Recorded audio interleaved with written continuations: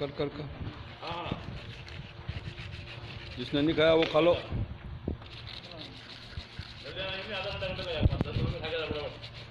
ठीक है,